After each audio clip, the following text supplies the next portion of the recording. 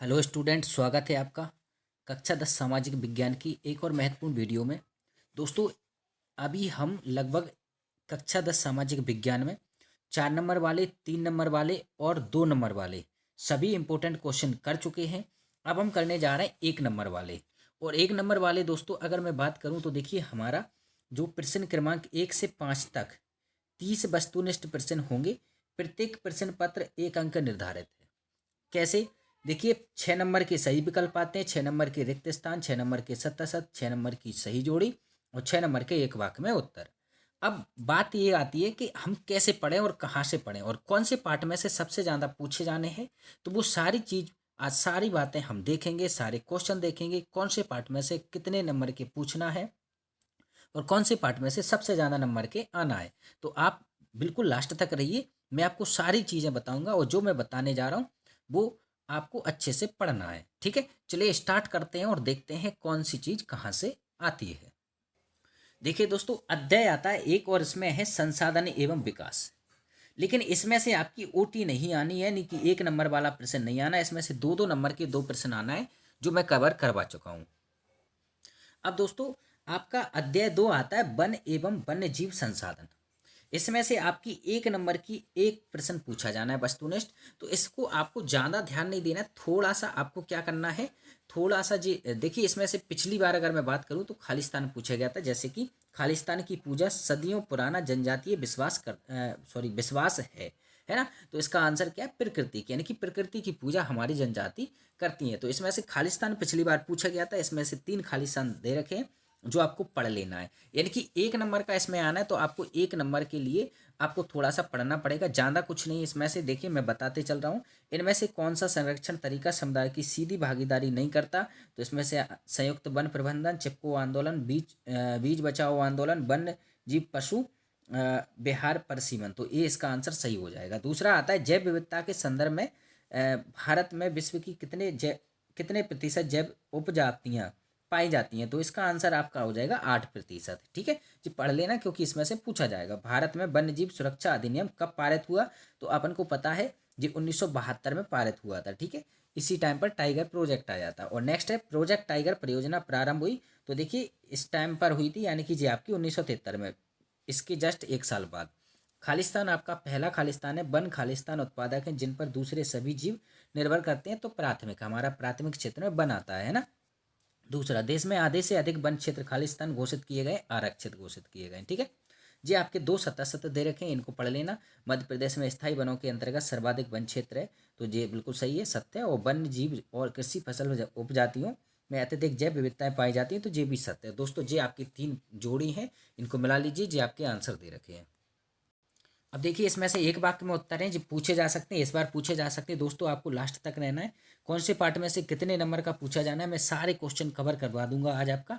लगभग कोशिश करेंगे हम 1 या 2 वीडियो में इसको पूरा कवर कर लेंगे। ओके। दूसरा, देखिए, पहला आपका एक वाक्य में उत्तर है मानस बाग रिजर्व कहाँ स्थित है? तो जी असम में है। और जी अगर फेमस किस बात के लिए प्रसिद्ध है, किस जानवर के लिए प्रसिद्ध है? तो जी 12 उसके लिए एक सींग वाले गहरे हाथी के लिए बहुत ज़्यादा प्रसिद्ध है जी। तो पूछा जा सकता है आपसे। ठीक है, सुंदरबन राष्ट्रीय उद्यान किस राज्य में स्थित है? जो पश्चिम बंगाल में। और यहाँ सुंदरबन पाए जाते हैं जो जिनको अपन मैग्रोव वन भी कहते हैं, उनके लिए ये प्रसिद्ध है। अब ये है स्थायी वन का सर्वाधिक क्षेत्र किस प्रदेश में है? तो मध्य प्रदेश में। यानी कि मध्य प्रदेश में सबसे ज़्यादा वन पाए जाते हैं। नंबर 4 है वृक्षारोपण को प्रोत्साहन देने का कार्यक्रम प्रमुख रूप से कौन करता है? तो सामाजिक वानिकी करता है। ओके। और नेक्स्ट है सरिस्का वन्य जीव पशु विहार किस राज्य में स्थित है? तो ये राजस्थान में। ये इंपॉर्टेंट है, आप इनको याद कर लेना। अब देखिए, अगला पार्ट है हमारा, पार्ट का नाम है जल संसाधन। और इसमें से भी सिर्फ 1 नंबर का आना, वो भी 1 नंबर की ओटी आनी है। तो देखिए, पिछली बार की अगर बात करूं मैं तो कौन सा आया था? पिछली बार आया था निम्नलिखित में से कौन सा वक्तव्य बहुउद्देशीय परियोजना नदी परियोजना के पक्ष में दिया गया तर्क नहीं है? नहीं है तो देखिए ध्यान से, इसको पहले पढ़ेंगे पूरे और फिर इसका आंसर हम देख लेंगे। ठीक है, तो देखिए, इसका वैसे मैं अगर बात करूं तो इसका आंसर तीसरा होगा। बहुउद्देशीय परियोजनाओं से बृहत स्तर पर विस्थापन होता है और आजीविका खत्म होती है। बिल्कुल सही है। क्या होता है? बहुउद्देशीय परियोजना से बृहत स्तर पर विस्थापन होता है ना।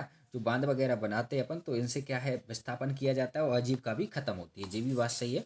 ठीक है, और अगर आपके पास परीक्षा अध्ययन है तो फिर कोई प्रॉब्लम ही नहीं है, आप उसमें से अच्छे से कर लेना। और वैसे लगभग ओटी इन्हीं में से पूछी जाती है। तो देखिए इसमें से 1 नंबर का है तो हम इसमें ज़्यादा समय नहीं देंगे, मेरे हिसाब से आप पढ़ लेना। और बाकी जो पूछा गया था वो मैं बता दिया हूँ। और जिनकी आप अगर आपके पास परीक्षा देनी है तो आप इसमें से पढ़ सकते हैं, मैं आपको बताते जा रहा हूँ, ठीक है। और इन सब के आंसर आपके इधर दे रखे हैं तो इन आंसरों को आप मिला लेना, ठीक है। अब आते हैं जी खालिस्तान। तो जी खालिस्तान भी एक बार आप देख लेना, क्योंकि पता नहीं वो खालिस्तान भी पूछ सकते हैं, सही विकल्प भी पूछ सकते हैं। तो आप इनको सब पढ़ के जाना। जी 77 दे रखे हैं, सबके आंसर दे रखे हैं। और जी आपकी जोड़ी है तो जी जोड़ी के आंसर दे रखे हैं। अब आते हैं हमारे एक वाक्य में उत्तर। देखिए इसमें 22 में जेवाला पूछा गया था कि बांधों को आधुनिक भारत के मंदिर किसने कहा था, तो जवाहरलाल नेहरू ने कहा था। जी 2022 में पूछा गया। बाकी जी आप पढ़ लेना कौन सी जगह कहाँ है। मेघालय की राजधानी बताइए, तो शिलोंग है। भारत में किस नदी को शोक नदी कहा जाता है, तो आपको पता है दामोदर नदी को कहा जाता है। और विश्व की सबसे अधिक वर्षा कहाँ होती है, तो हमारे मेघालय में होती है, मानसराम में। और बांधों को ठीक है जी हो ही गया। और जी कोटा बैराज किस नदी पर स्थित है, तो ये चंबल नदी पर स्थित है और राजस्थान में है जी। दोस्तों अगला अध्याय है हमारा कृषि। और कृषि में से भी 1 नंबर की ओटी पूछी जानी है। मैंने बताया था कि टोटल 3 नंबर का आना है, इसमें से 2 नंबर का एक क्वेश्चन आएगा और 1 नंबर की एक ओटी आएगी। तो आप इनको अच्छे से पढ़ लेना। जो सारी देखिए आप बहुविकल्पी पढ़ते जाओगे, मैं आपको इनका बाद में आंसर भी बता दूंगा सबका। अगर आपके पास परीक्षा दर नहीं है और अगर है तो फिर आप उसमें से पढ़ सकते हो। देखिए इनमें से कौन सी एक फलीदार फसल है, तो ये 23 में पूछा गया। तो दालें, ज्वार, मोटे अनाज, तिल, है ना। ओके। तो इसका आंसर अपन को पता ही है, दालें होती हैं, ठीक है, एक फलीदार होती हैं। कौन सा राज्य रागी की सबसे बड़ा उत्पादक है, ये सारे क्वेश्चन आप पढ़ लोगे, मैं इनके सबके आंसर को आपको बता देता हूँ। देखिए ये सारे दे रखे हैं, इनको पढ़ लेना। और ये आपका लास्ट में आंसर दे रखा है। और दोस्तों इसमें से ये इम्पोर्टेंट वाला एक कि भूदान आंदोलन को किसने चलाया था, तो ये विनोबा भावे ने चलाया था। किसने चलाया था, विनोबा भावे ने। ये इंपॉर्टेंट है, थोड़ा इसको देख लेना। ये खालिस्तान दे रखे हैं और सभी के आंसर दे रखे हैं। और ये आपके 77 हैं, 77 के आंसर दे रखे हैं। ये आपकी जोड़ी इधर से आती हैं और इधर आती हैं, ये इनके आंसर दे रखे हैं, मिला लेना इनको। और ये आपके एक वाक्य में उत्तर है। जी आपको पिछली बार पूछा गया था भू आंदोलन किसने चलाया था, 22 में पूछा गया था। तो अपन को पता है विनोबा भावे ने, जो मैंने अभी बताया आपको, ठीक है। और फिर नेक्स्ट पार्ट पर बढ़ते हैं। अब अध्याय आता है आपका 5 खनिज तथा ऊर्जा संसाधन। इसमें से 4 नंबर का आना और 4 ही नंबर का एक क्वेश्चन आएगा, तो इसको नहीं पढ़ना है हमको। अगला अध्याय है आपका विनिर्माण उद्योग। और इसमें से आपका देखिए टोटल 4 नंबर का आना है और 1 नंबर की 2 ओटी आनी है और 2 नंबर का एक क्वेश्चन आना है। तो इसमें से आपको 2 नंबर की ओटी आनी है, तो इसको पढ़ना पड़ेगा अच्छे से, क्योंकि 2 नंबर है हमारे। देखिए कौन सा उद्योग कृषि पर आधारित नहीं है, तो सूती वस्त्र, चीनी, पटसन, सीमेंट। तो सीमेंट कृषि पर आधारित नहीं होता है, क्योंकि बाकी सब जो खेती हो जाती है इनकी, इसकी खेती नहीं होती, इसका खनन किया जाता है। भारत की जूट निर्यात में क्या स्थिति है, तो हम जूट निर्यात में आते हैं, द्वितीय नंबर पर आते हैं। ओके। और जिस सारे क्वेश्चन आप पढ़ते जाना ध्यान से। टिस्को किस क्षेत्र के अंतर्गत आता है, तो ये निजी क्षेत्र के अंतर्गत आता है। टाटा वो टाटा आयरन स्टील अथॉरिटी के कहते हैं इसको, ठीक है। ये सारे क्वेश्चन आप पढ़ लोगे, इसको अच्छे से पढ़ते जाओगे। उनके सारे के आंसर मैं आपको बता देता हूँ। इधर आंसर दे रखे हैं, देखिए ध्यान से। सभी को आपको वीडियो को रोक रोक के आपको पढ़ते जाना है। और जो आपके खालिस्तान है, ठीक है। और देखिए ध्यान से, ये वाला आपसे 23 में पूछा गया था। देखिए निम्न में से कौन सा उद्योग दूरभाष कंप्यूटर आदि संयंत्र निर्मित करते हैं, तो स्टील, इलेक्ट्रॉनिक, एल्यूमिनियम, प्रज्ञान, सूचना प्रौद्योगिकी। इसका आंसर हो जाएगा सूचना प्रौद्योगिकी, ठीक है। और ये आपके आते हैं सही जोड़ी। सही जोड़ी में जो पिछली बार पूछा गया था, मोटर गाड़ी उद्योग कैसा उद्योग है, तो मोटर गाड़ी उद्योग कैसा उद्योग है, गुरुग्राम में जी लगाया गया है, ठीक है। मोटर गाड़ी उद्योग गुरुग्राम में लगाया गया है। हमारे गुरुग्राम कहाँ है, हरियाणा में। ओके। तो ये सारे आप पढ़ के जाओगे। और ये आपके बहुविकल्प सॉरी एक वाक्य में उत्तर है, इनको आप पढ़ लेना। ये आपके सबके आंसर दे रखे हैं, तो इनको एक बार अच्छे से पढ़ लेना, ठीक है। अब अगला आता है हमारा राष्ट्रीय अर्थव्यवस्था की जीवन की रेखाएं। दोस्तों ये इम्पोर्टेंट है। और इसमें से क्या है, टोटल 7 नंबर का आना है, 2 नंबर के 2 क्वेश्चन आना है जो मैं कवर करवा चुका हूँ, और 1 नंबर की 3 ओटियाँ आनी है। तो इनको अब हम देख लेते हैं, क्योंकि इंपॉर्टेंट है, 3 नंबर का पूछा जाना है इस पार्ट में से, तो ये सारे आप कर लेना, ठीक है। इसमें से देखिए जे इनका क्या है, बहुविकल्पीय है। आप अगर इनको पढ़ लेंगे और इसका आंसर मैं लास्ट में आपको बता दूंगा, तो बेहतर रहेगा, हमारा समय बचेगा, है ना। समय ज़्यादा लगेगा, वीडियो लंबी हो जाएगी, इसलिए मैं सारे पढ़ पढ़ के नहीं बता रहा हूँ, आप इनको पढ़ते जाना। मैं ये बताते जा रहा हूँ किस पार्ट में से कितने नंबर का पूछा जाना है, ठीक है। तो देखिए ध्यान से इनको पढ़ते जाइए। जैसे ये इंपॉर्टेंट है, भारत में रेलवे का प्रारंभ कब हुआ था, तो 1853 में हुआ था। भारत में रेलवे जोनों की संख्या ये है। सारे आप पढ़ते जाओगे और इनको पढ़ते हुए आप इधर देखोगे इनके आंसर। देखिए ये गैस पाइपलाइन है, ओके।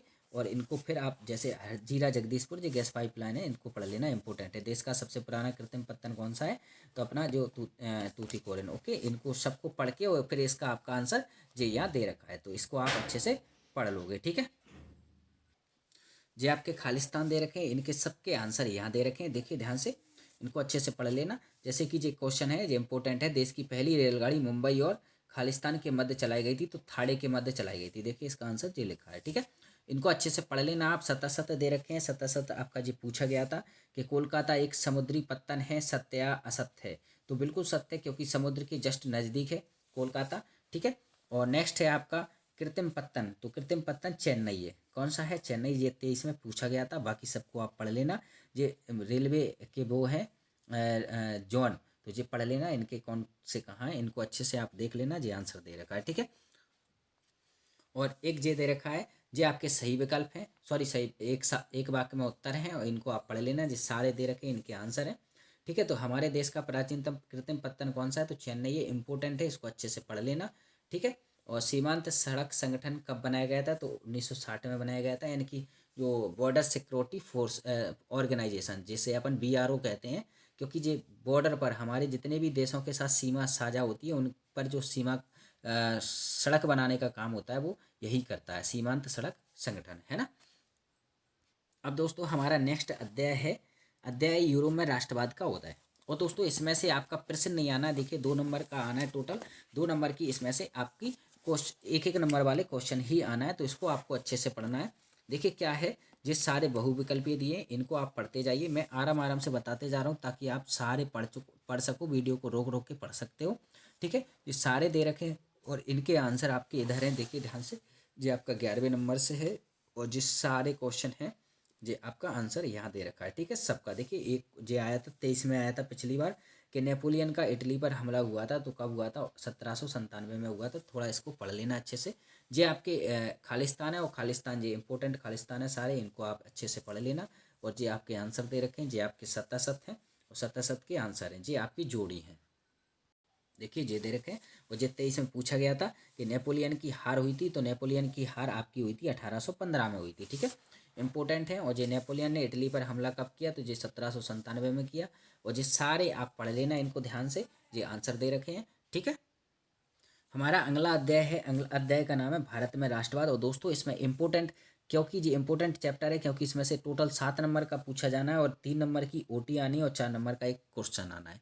मैंने क्वेश्चन सारे कवर करवा चुके हैं, मैं अब OT करवाने जा रहा हूँ, तो देखिए ध्यान से इनको अच्छे से समझते चलना है और पढ़ते चलना है। पहला है गांधी इरविन समझौता कब हुआ था, तो देखिए ये 23 में पूछा गया है।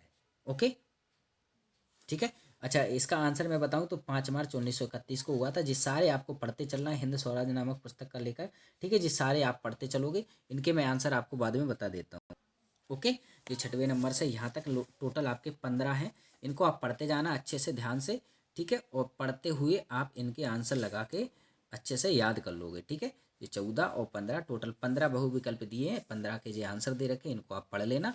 नेक्स्ट अगला आता है हमारे खालिस्तान, तो खालिस्तान आपके सारे जे दे रखे हैं और यहाँ आपको सभी के आंसर दे रखे हैं, इनको आपको पढ़ लेना है। ठीक है, नेक्स्ट आता है आपके सत्तासत, और सत्तासत में से सारे जे दे रखे हैं और इसमें से पिछली बार अगर बात करें तो जी वाला पूछा गया था कि जनवरी 1923 में असहयोग और खिलाफत आंदोलन शुरू हुआ था, तो बिल्कुल गलत है, क्योंकि इस असहयोग आंदोलन 1920 में चालू हुआ था। कब हुआ था, 1920 में। ठीक है, तो ये असत हो जाएगा। और ये आपकी जोड़ी है, जोड़ी इसकी इंपॉर्टेंट है, तो जोड़ी आप इसकी अच्छे से याद करके जाओगे, क्योंकि जोड़ी इसमें से पूछी गई, देखिए 2 22 में पूछी गई, एक 23 में पूछी गई।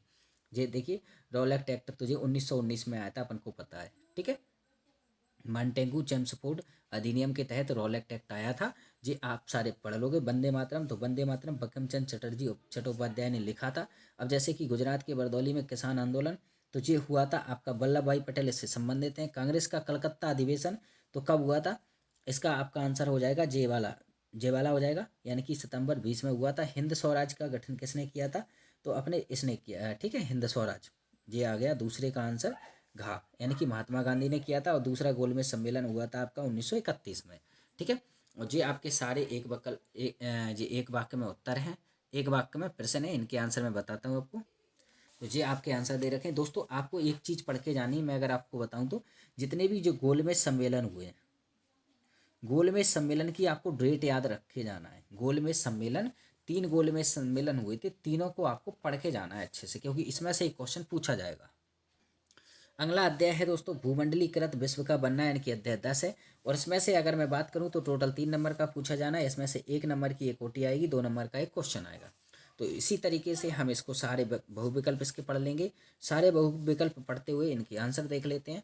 देखिए ये सारे बहुविकल्प हैं, 8 हैं यहाँ। अब मैं यहाँ नेक्स्ट बताता हूँ। ठीक है दोस्तों, ये ध्यान से देखना, ये सारे आप पढ़ते जाओगे और सभी को वीडियो को रोक रोक के आप पढ़ सकते हो। जैसे कि जो इम्पोर्टेंट है, रेंडर पेस्ट क्या था, तो रेंडर पेस्ट एक पशु रोग था। विश्व व्यापार संगठन की स्थापना कभी 1995 में हुई। अमेरिका के किस क्षेत्र को सोने का शहर कहा जाता है, तो इसमें से ये आ जाएगा आपका न्यू जर्सी। ठीक है, और जिस सारे आप पढ़ लोगे। मानव अधिकार दिवस कब मनाया जाता है, तो 10 दिसंबर को मनाया जाता है, इंपॉर्टेंट है। आर्थिक महामंदी की शुरुआत 1929 में हुई थी। ठीक है, जिस सारे आप पढ़ लोगे और जिस सारे के आंसर दे रखे हैं। ठीक है, ये आते हैं आपके खालिस्तान। और खालिस्तान में ये 23 में पूछा गया था, अफ्रीका में 1890 के दशक में खालिस्तान नामक बीमारी बहुत तेज़ी से फैली थी। तो रेंडर पेस्ट नामक एक बीमारी थी जो पशुओं में फैली थी। ओके, ये देखिए ये आंसर इसका दे रखा है। तो और ये आपके सत्य सत्य हैं और सत्य सत्य बाकी ये इधर हैं पूरे। ठीक है, इनको आप पढ़ लोगे, जो इनके आंसर दे रखे हैं। और ये आती है आपकी जोड़ी, तो जोड़ी भी आप पढ़ के जाना। ठीक है, इंपॉर्टेंट जोड़ी है, सारी मिला लेना आप ध्यान से। इनके आंसर, इनके जे दे रखे हैं, इनके जे दे रखे हैं, और जे आते हैं एक वाक्य में उत्तर, तो इनको भी आप अच्छे से याद करके जाओगे।